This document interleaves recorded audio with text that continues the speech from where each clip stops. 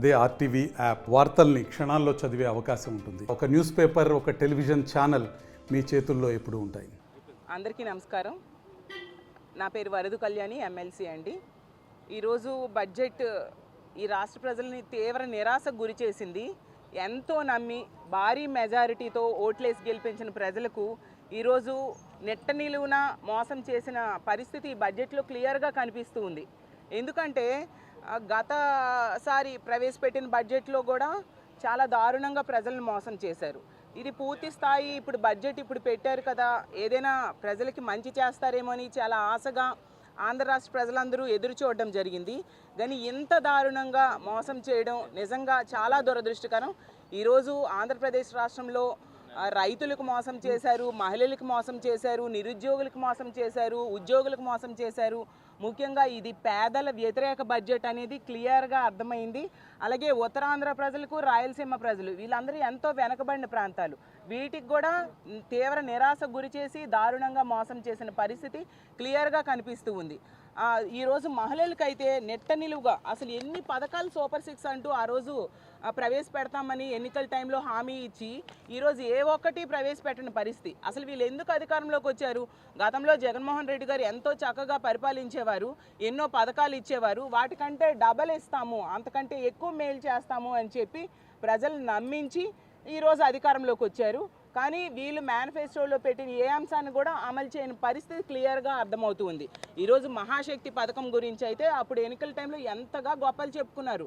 ఎందుకు మొన్న సమావేశాల్లో హోంమంత్రి గారు అయితే మహాశక్తికి నిధులు కేటాయించామని ఈనాడు పేపర్ చూసి కౌన్సిల్లో చెప్పేయడం జరిగింది. చూసేసరికి ఆ బడ్జెట్లో కేటాయించలేదు. ఈరోజు ప్రవేశపెట్టిన బడ్జెట్లో కూడా మహాశక్తి పథకానికి అంటే 19 సంవత్సరాల నుంచి 59 సంవత్సరాలు ఉన్న మహిళలకి నెలకి 1500 చొప్పున ఇస్తాననే ఆ పథకానికి రూపాయి కూడా కేటాయించిన పరిస్థితి ఈరోజు బడ్జెట్ అసెంబ్లీ కౌన్సిల్ సాక్షిగా ప్రజలందరికీ తెలిసిపోయింది. అలాగే తీసుకుంటే 20 లక్షల ఉద్యోగాలు ఇస్తాము లేదా 3000 రూపాయలు నిరుద్యోగ భృతి అన్నారు. దానికోసం కూడా ఒక్క రూపాయి కూడా కేటాయించకుండా నిరుద్యోగులు నెట్ట నిలువుగా మోసం చేసిన పరిస్థితి అందరూ చూసాం. అలాగే తీసుకుంటే ఫ్రీ బస్సు, ఎన్ని గొప్పలు చెప్పారు ఫ్రీ బస్ కోసం. అసలు ఆంధ్ర రాష్ట్రంలో మహిళలందరూ ఎంతో ఆశగా ఫ్రీ బస్ కోసం ఎదురు చూసే పరిస్థితి, దాన్ని ఊసే ఈ బడ్జెట్లో పెట్టని పరిస్థితి. అలాగే తల్లికి వందనం, అలాగే రైతు భరోసా, ఈ 2 పథకాలకైతే అరాకొర నిధులు కేటాయించారు. అసలు తల్లికి వందనం కావాల్సింది 12,000 కోట్లు పైగా కావాలి సంవత్సరానికి. గత సంవత్సరము ఇవ్వలేదు, ఈ సంవత్సరము తీసుకుంటే ఇంచుమించు 25,000 కోట్లు కావాలి. కానీ కేవలం వాళ్ళు ఇచ్చింది 9,400 కోట్లు. అది అసలు యాక్చువల్గా ఆన్గోయింగ్ స్కీమ్. జగన్మోహన్ రెడ్డి గారి ముఖ్యమంత్రి అయి ఉంటే ఈ టైంకి చక్కగా తల్లికి వందనం మొన్న వచ్చేసేది, ఈ సంవత్సరం కూడా వచ్చేది. సో ఆ సంవత్సరం ఎగ్గొట్టడమే కాకుండా ఈ సంవత్సరంలో చాలా తక్కువ నిధులు కేటాయించిన పరిస్థితి మన అందరము చూసాం. అసలు గత ఏడాదేమో 5,387 కోట్లు కేటాయించారు మొన్న బడ్జెట్లో, గతసారి బడ్జెట్లో. అసలు ఆ నిధులు ఏమైపోయాయి? ఎవరికి ఇవ్వలేదు కదా తల్లికి వందనం. అలాగే తీసుకుంటే రైతు భరోసా, రైతుకేమో 20,000 ఇస్తానన్నారు. ఏది 20,000? దానికి కావాల్సింది 10,400 కోట్లు అయితే 6,300 కోట్లు కేటాయించి కంటి తుడుపు చర్యగా కేటాయించడం జరిగింది. గత సంవత్సరం ఇవ్వలేదు, ఖరీఫ్ అయిపోయింది, రబీ అయిపోయింది. అంటే 20,000 కోట్ల పైగా 2 సంవత్సరాలు కలిపి కావాలి. కానీ వాళ్ళు కేవలం ఒక సంవత్సరం కూడా సరిపోయిన అంతగా కూడా కేటాయించకుండా రైతులు నెట్ట నిలువుగా మోసం చేసిన పరిస్థితి మనం చూసాం. అలాగే దీపం కోసం అసలు గత బడ్జెట్ సమావేశాల్లో ఎన్ని గొప్పలు చెప్పారు దీపం కోసం. తీసుకుంటే 1,55,00,000 మంది ఎల్పిజి గ్యాస్ సిలిండర్స్ ఉన్న వాళ్ళు ఉన్నారు.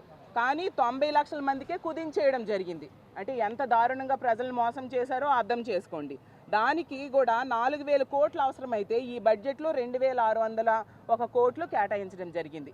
అంటే దానికి కూడా ఎంత ఘోరంగా ఆ పథకానికి తూట్లు పడవడానికి ప్రయత్నిస్తున్నారో మనం అర్థం చేసుకోవచ్చు. అలాగే సున్నా వడ్డీ తీసుకుంటే 10 లక్షల రూపాయల వరకు సున్నా వడ్డీ ఇస్తామన్నారు.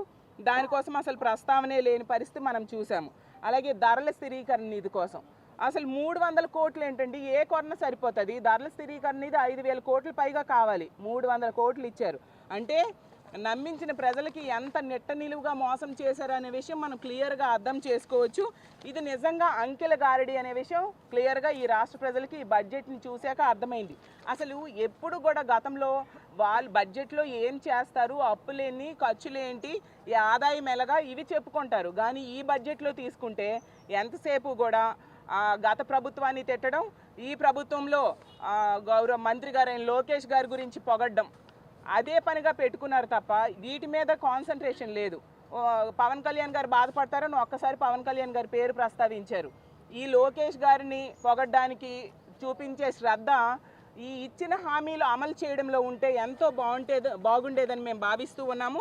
అసలు బడ్జెట్ ద్వారా, అసలు వీళ్ళ పరిపాలన ద్వారా రాష్ట్రం పురోగమనంలోకి తీసుకెళ్లాల్సింది వీళ్ళు చేసిన పనుల ద్వారా తిరోగమనంలోకి వెళ్ళే పరిస్థితి మనం క్లియర్గా చూస్తూ ఉన్నాము. అసలు ఈ కూటమి ప్రభుత్వం ఎలా ఉందంటే ఎన్నికల టైంలో ఎన్నో హామీలు ఇచ్చి ఈరోజు ఏ ఒక్కటి అమలు చేయడానికి శ్రద్ధ చూపించట్లేదు. ఏరు దాటాక తెప్ప తగలేసే పరిస్థితిలో వీళ్ళు పరిపాలన సాగిస్తున్నారు అనేది ఇప్పుడు ప్రవేశపెట్టిన బడ్జెట్ ద్వారా మరొకసారి తేటతెల్లమైంది. ప్రజలందరూ కూడా దీన్ని గమనిస్తూ ఉన్నారు. రానున్న రోజుల్లో ఎలాగో బడ్జెట్ మీద చర్చ ఉంటుంది. దాని మీద వీళ్ళు ఏ విధంగా ప్రజలను మోసం చేశారు, వీటన్నిటికీ వాళ్ళు ఎన్నికల్లో ఇచ్చిన హామీలన్నీ అమలు చేసి తీరాలి అని మా వైఎస్ఆర్ కాంగ్రెస్ పార్టీ తరఫున ప్రభుత్వం మీద ఒత్తిడి చేస్తాము. ఇలాంటి నిరాశాజనకమైన బడ్జెట్ ప్రవేశపెట్టినందుకు నిజంగా చాలా బాధగా ఉందని తెలియజేసుకుంటూ సెలవు తీసుకుంటున్నాను. మరిన్ని వీడియోస్ కోసం ఛానల్ ని సబ్స్క్రైబ్ చేయండి. లేటెస్ట్ అప్డేట్స్ కోసం వాట్సాప్ ఛానల్ ని ఫాలో అవ్వండి. ఆ లింక్ డిస్క్రిప్షన్ లో ఉంది.